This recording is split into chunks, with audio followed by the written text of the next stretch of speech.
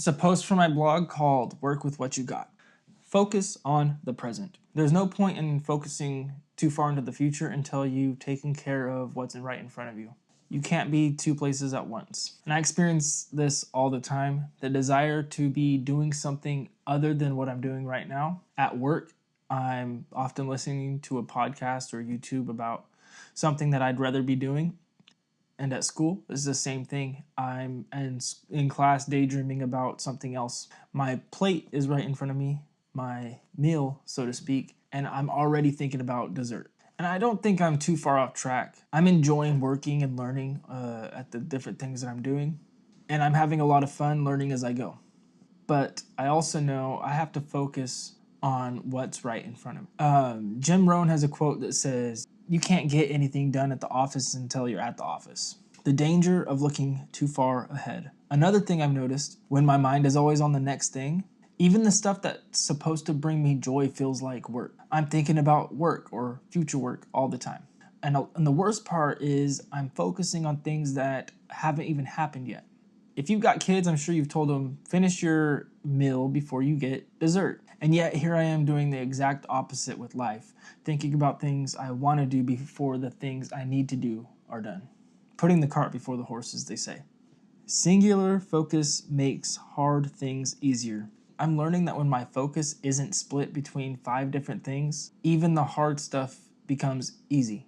But when I get ahead of myself, planning projects that don't even exist yet, I make things way harder than they need to be. There's something to be said about starting before you're ready, but it's better to be careful not to bite off more than you can chew. Rethinking goals and planning. Lately, I've been thinking a lot about my goals. I'm realizing that setting huge, far-off goals doesn't help me much, and actually that they're not goals at all. And they're dreams that need to be broken down into smaller and more actionable steps, because big dreams, even the reachable ones, are built out of the tiny overlooked things that you do every day. Home first, then horizons. There's no point in chasing the big business goals if the stuff at home, the foundation, is a mess. And this isn't to beat yourself up, but just to take an honest look. You might not be so far off, but just that focus needs to tighten up. Especially me, I get distracted easily. I could get caught up in planning the future that I miss what's happening right under my nose. Step by step, not 20 at a time. Even if the future holds great things, and I believe it does, I'm far better off focusing on the next thing right in front of me than trying to leap 20 steps down the road. For me, planning is the hard part because I've never really practiced or took it seriously. I always thought I was bad at it. And that lack of practice can make it feel overwhelming, but doing the next thing that's right in front of you is much easier than thinking several steps ahead. It's not that you don't want to ever learn to plan or think ahead, it's just that there is no point unless you're taking care of the next thing. Finding a better way to plan. When I do sit down to plan my day, it can feel like 2 different extremes. Either I'm planning things that are small and mundane, where I get bored and give up, or I try to plan things that are unrealistic or just don't fit into the reality of my life. I've tried being very detailed, and I've tried being super loose, leaving room for spontaneity.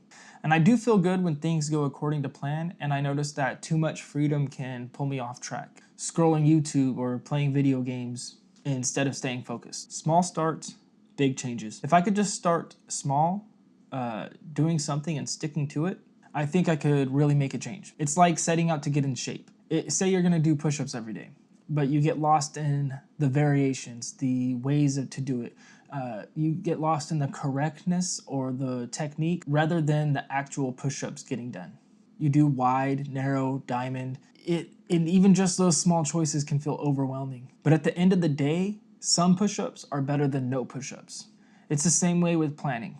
I've practiced it a little and enjoyed the structure it gave me. It wasn't perfect and it discouraged me from continuing, but a little is still better than nothing. The thing about even small consistency is that you get better over time. The only step that matters. If I could just organize my days, my weeks, my months into years, I can only imagine where life would head. Not just the short term, but for the long haul, because that's the point. The only way to head in the right direction and end up where you're meant to be is by focusing on the step that's right in front of you and the next step after that. But for now, the next step is the only one that counts.